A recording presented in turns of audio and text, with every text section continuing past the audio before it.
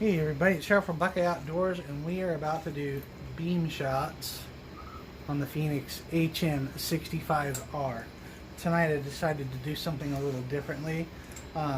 Instead of doing like the trail test kind of thing, we're actually going to go to a historic cemetery that I live right next to. Literally I could see the top of the hill from where I live. I think there's like 80,000 people buried up there. But some of the tombstones and grave sites are extremely old, very historic. And I figured we would do the beam shots up there, a little something different from the trail, because I have a feeling I can kind of exploit it a little bit differently and show you the strengths and the weaknesses that the Fenix 65R does have. And there's a lot of strengths, but you'll see firsthand how this thing is going to perform. And I think, again, I can get a little bit better beam shots out of it. So let me know what you think in the comment section after the video. Cheers. All right, everybody, we're up here at Cavalry Cemetery, a historical cemetery here in Dayton, Ohio. This is a very large place, massive place, very hilly, very tough terrain, actually. And we are out here, and we are going to be checking it out. Here's the Westbrook family, famous Dayton family.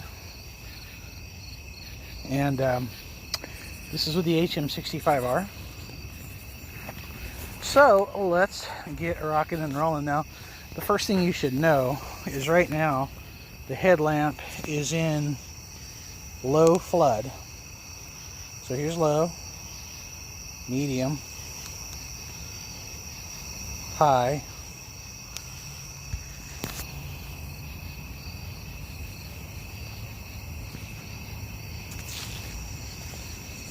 put it on low again, give you an idea of some of the color. Medium, high. That's flood. Now, low flood, I mean, I can kind of see my feet. Step out here in the road, I can see the blacktop. So this setting is very hikeable. I could definitely hike to this, not an issue. Now the spot, we're going to go dark. This is the low spot. That tombstone's about 15-20 foot away. Further reference point, Virgin Mary tombstone is probably out about 40 foot. So low, medium, high, turbo.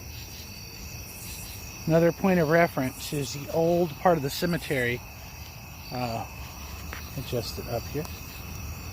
Is right now it's aiming at a monument. Okay, you're just going to follow the spot and it kind of disappears. You can't see what's out there.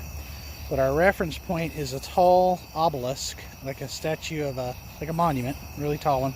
It's about 30 foot tall and it's about 200 feet out. All right, so this is low spot. Medium, you can just barely see it making out on medium. High, now you see it. Turbo. Now you see it way out there, about 200 feet out is that obelisk. Fantastic, right?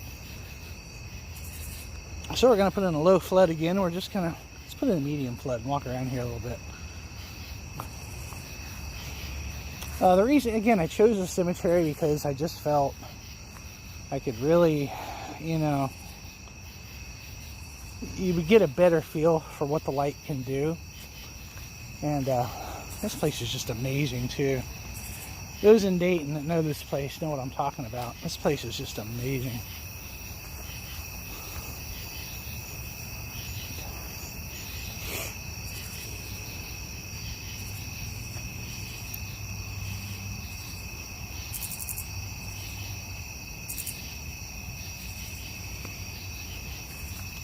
So this really beautiful monument here. I'm going to get about 20 foot away from it. It's about 20 foot away from that monument on low flood. You can't really see it. You can kind of make it out. Medium flood, high flood, and up there is probably, I don't know, 15 foot high. Now to spot, low, medium, high, turbo. do some close-in work.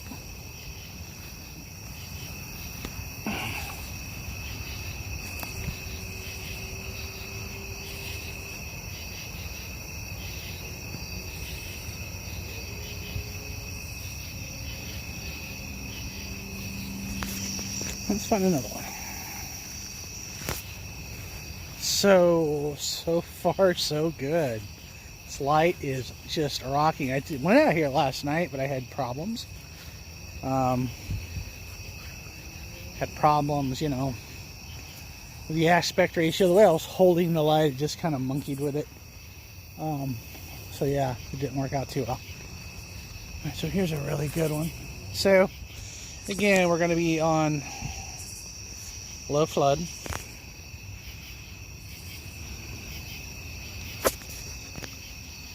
Medium, high.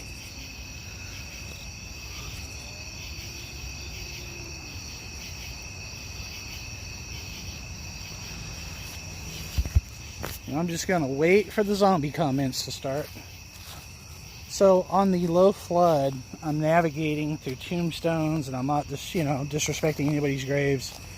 And I'm just kind of working my way through it nice and easily. Not hard at all. All right. So now we've got some of the old crypts, and we're gonna, let's see, that one, that's about 10, 20, 30 foot out. All right, so right there, you can't see it, 30 foot away is a crypt that goes into the side of the hill. So this is low flood, medium, you can now see it, high. Now we're gonna go to spot, low, medium, high. Oh, that was okay. That's low, medium, high, turbo. Apologize for that. Now we're going to turn them both on.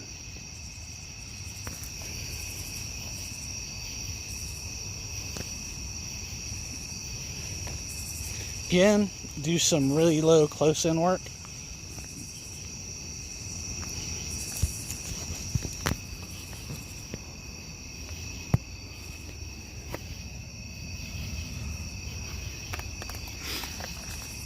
Yeah, and my friends who live in the Dayton area, if you haven't really come around Cavalry Cemetery, you should.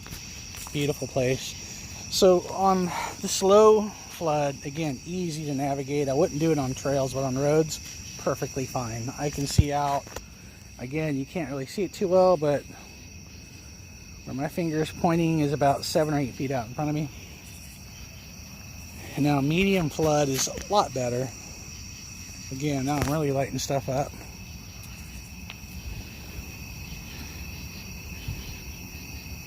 Kind of see inside that one, see all the flowers in there. Beautiful place, guys. It's a real jewel up here.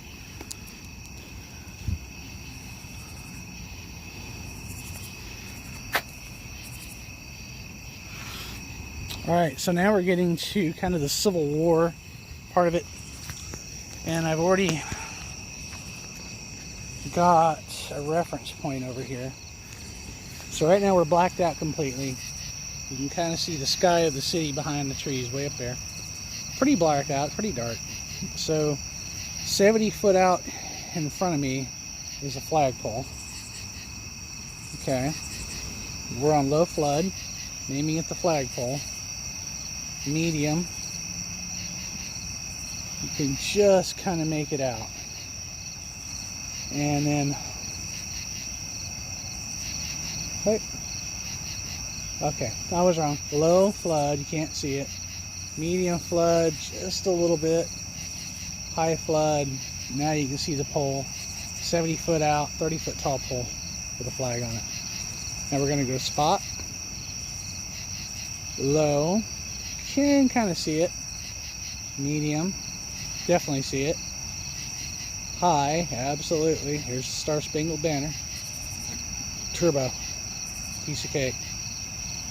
Alright, let's go up to the cannon and do some close-up work on the cannon.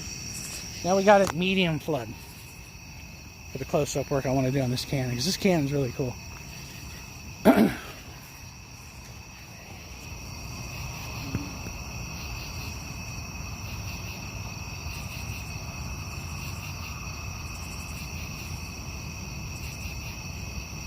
So you can pause it and read that if you want, but here it is. It's a cannon. It's a cannon.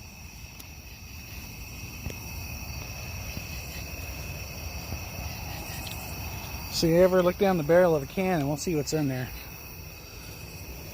Oh God. Well, now you know. An old bottle, and it looks like a book or something stashed in there. You know, I'm gonna have to come one day and fish that out. There's like something like a box or something in there. Isn't that interesting? Y'all see that, right? Let me zoom in on that a little. See that little box thing? I'm gonna come back here. I don't want nobody rob that until I do it. Well, that's our D's cannon. So let me get to a little point going kind of an overlook. Okay. Now in front of us, what you're gonna see,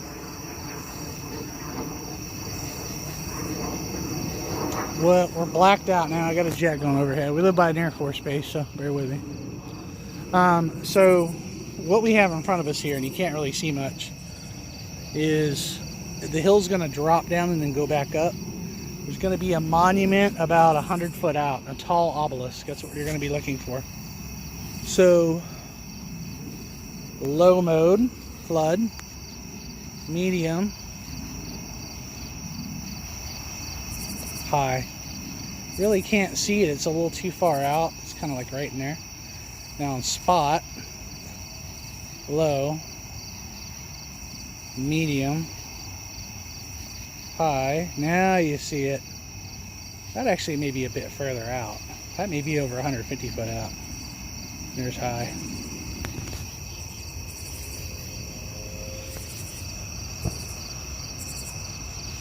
It's throwy and floody at the same time. It's got a pretty good punch.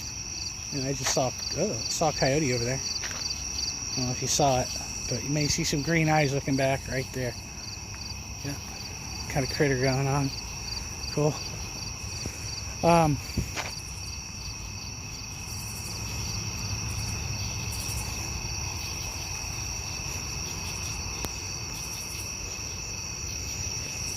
Let's tone down the light. We don't want to spook them too bad. I want to get a little closer to them. Most people don't want to, they want to avoid the coyotes. I like to get close to them. I don't know if you can see the eye. Right in there. The PD-36 out. He's watching me. That was a coyote. Pretty sure that was. Thought I saw the body shape of him.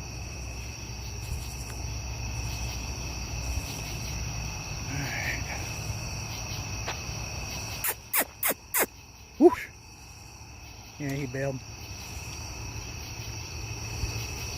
Could have been a fox too, a large fox. There's a few fox up here. I see you.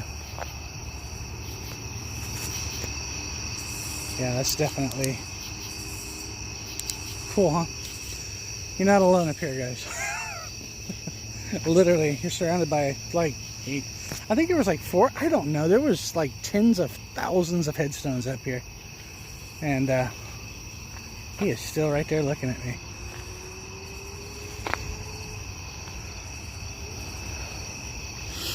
Doesn't bother me none. But so far, so good with this light. I'm pretty impressed with it.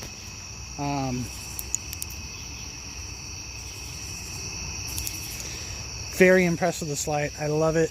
It is just as floody as it is throwy. Now, one more thing I want to do.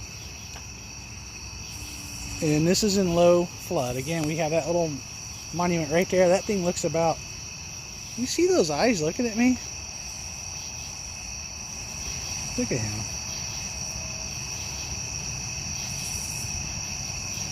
He's just looking.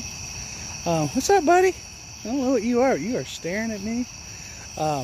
So again, that monument, that looks to be about maybe 8 foot tall, maybe 30 foot out. I want to demonstrate that you could do flood and spot. So low, spot, medium, high, turbo. Now to flood, low, medium, high. Now here's where it gets fun. This is high flood. I'm going to turn on high turbo on spot. So now we have both lights going. And that poor animal, whatever it is, I think it's a coyote. He's watching me. I think he's blind by now. Sorry.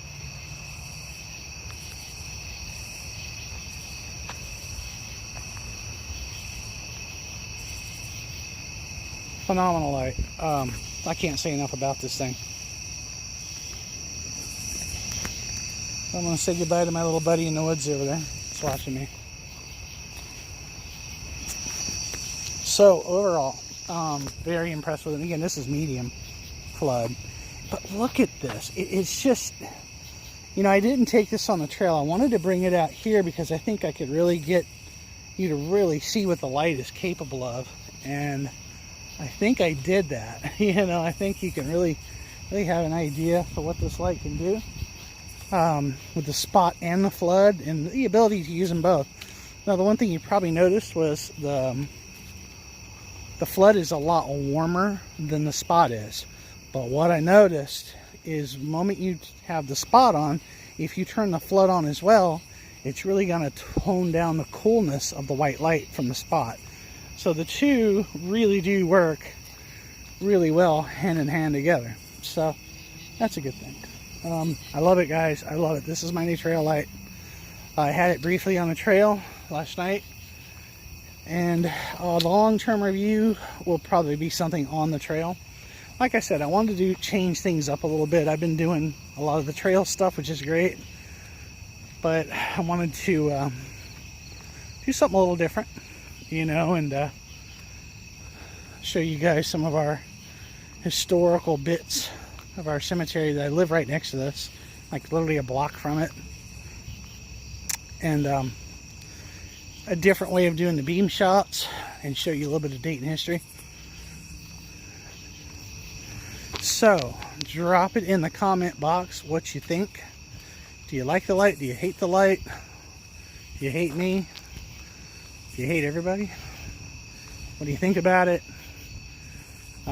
What do you think about the beam shots in a cemetery too? I mean, a little wild, right?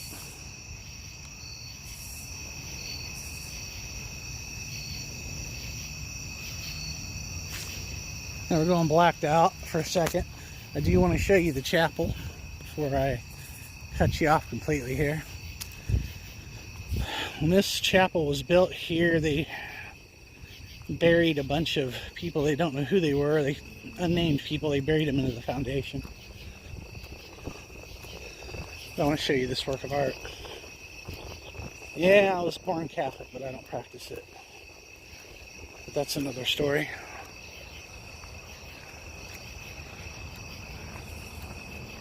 Is that not beautiful? And yeah, you can just go right up to it and look inside of it. It's closed. The whole place is closed, but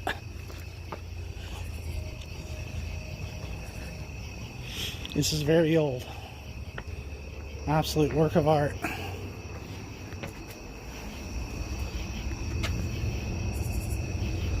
The ceilings, right?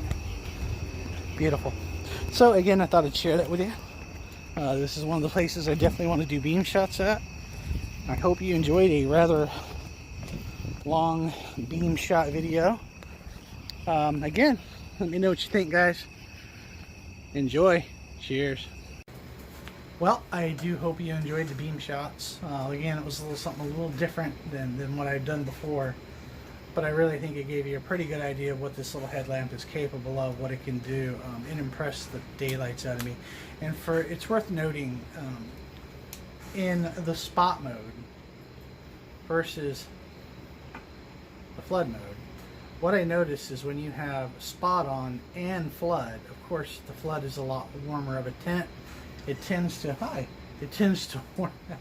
It tends to warm out. Yes, he has a sweater on that says security on it. It tends to warm out the cool light from the spot, which I thought was notable, because those who really like that warmer tints will know that more coolish neutral of the spot can be literally drowned out by the flood if you run both beams, which on this light you can do, which is cool. So that does help a little bit. The light was very comfortable on my head. I didn't have any issues with it. I didn't really feel the weight of it. At first I had a little too tight actually, and it was just like a boa constrictor. It wasn't budging, it wasn't moving. So again, what a light. I was blown away by the periphery that it gives, the flood, the spot. Do go to a Fenix Lighting USA and check one of these out. Again, this light was sent to me by Fenix Worldwide, but I'm giving Fenix Lighting USA a big shout out. Do check them out. Whatever country you live in, there's probably a Fenix distributor. So go to Fenix Light, the headquarters page, and you can search whatever country you're in and get you one of those. Cheers. Hope you enjoyed the video.